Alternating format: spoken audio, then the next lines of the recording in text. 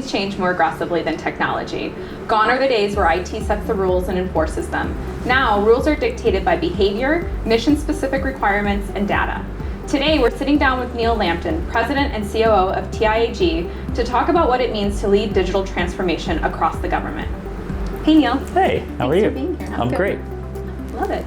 So, Neil, unique to this industry is that for the government, there's not a choice between innovation and security. No, you're absolutely right. I mean, security is the barrier to entry for any new technology that's coming in the government. And so it can't be an afterthought. It can't be bolted on. You know, security really has to be baked into the solutions. But at the same time, innovation and the need for new technology insertion doesn't slow down. So the government and vendors like us have to be willing and able to approach it from a new model and allow them to adjust our security approach to accommodate new, data security models. And the cloud is a perfect example of that, right? I mean, if the traditional way of doing cyber doesn't work in that model, and so, the government would still not be embracing the cloud if they were still going down that path. It's part of why they are kind of still lagging behind, the private sector anyway. So what we're talking about is essentially the goal of the CMMC mandate.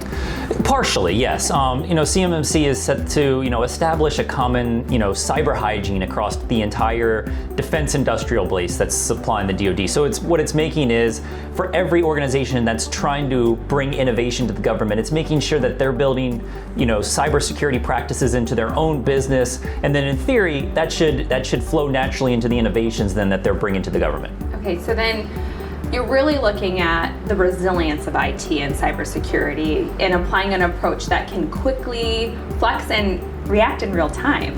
Yeah, absolutely. I mean, it all kind of works in parallel, right? It can't be one or the other. It's not innovation or security or testing. It's all together. And so you have to be able to very quickly assess the risk and make decisions and move out. And if necessary, fail fast, document your lessons learned, but continue to, iteratively innovate to bring the new technology to bear, but also to make sure that the security controls are in place, that it's a strong, stable foundation.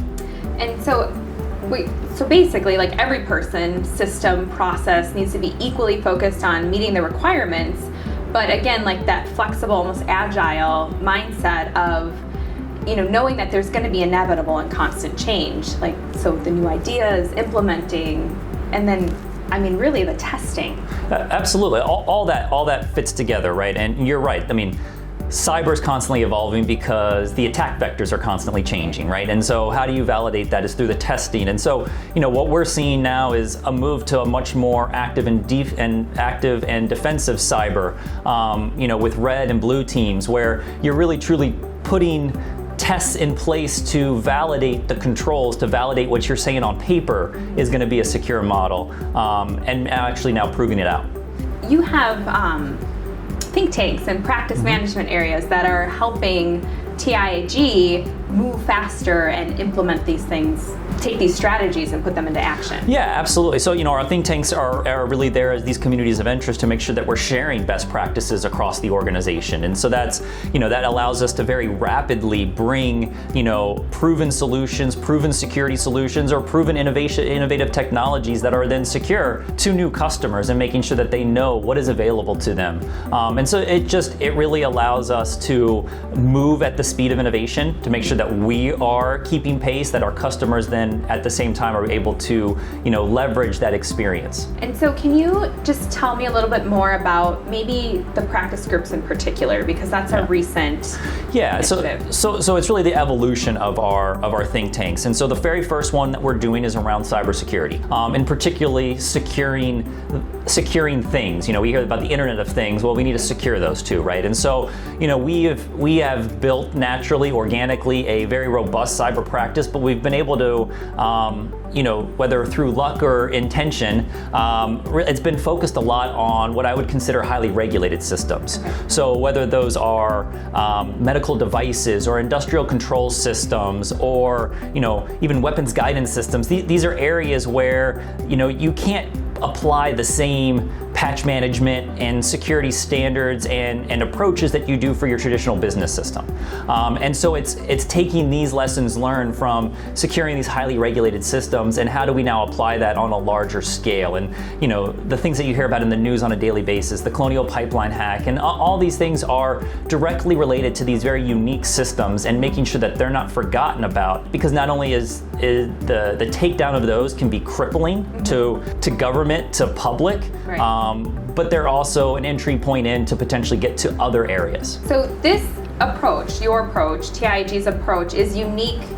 I think it's unique to GovCon, but you're also you have a history of trailblazing. We do. I mean, I think it's what attracts a certain sort of people to the organization, a certain type of people, is the innovative projects and that we're able to attack. For whether you go back, a few years where we're, doing large-scale data migration and allowing, Walter Reed Army Medical Center to seamlessly move overnight from one facility to another without impacting patient care, or allowing the DoD's university that trains all their doctors and nurses, raising their ability to train these individuals by moving them to a brand new EDU network that increases their capabilities, to today where we are supporting through one of our customers, the Defense Health Agency, in moving their medical enclave and their clinical registries into the AWS, into the cloud, to expand their capabilities. I mean, all of these programs are really cutting edge. They're exciting. They're innovative, and they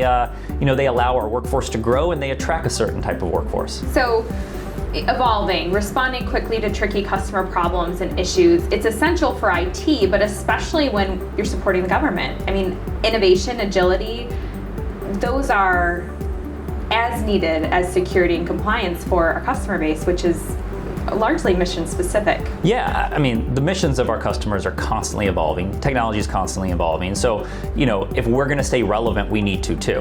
And we need to be able to bring new solutions to them. We need to bring new ideas to them, and that only happens if the company is continually moving. And so, we have our continuous process improvement and our pipelines and those kind of things that make sure that as an organization, we don't remain stagnant.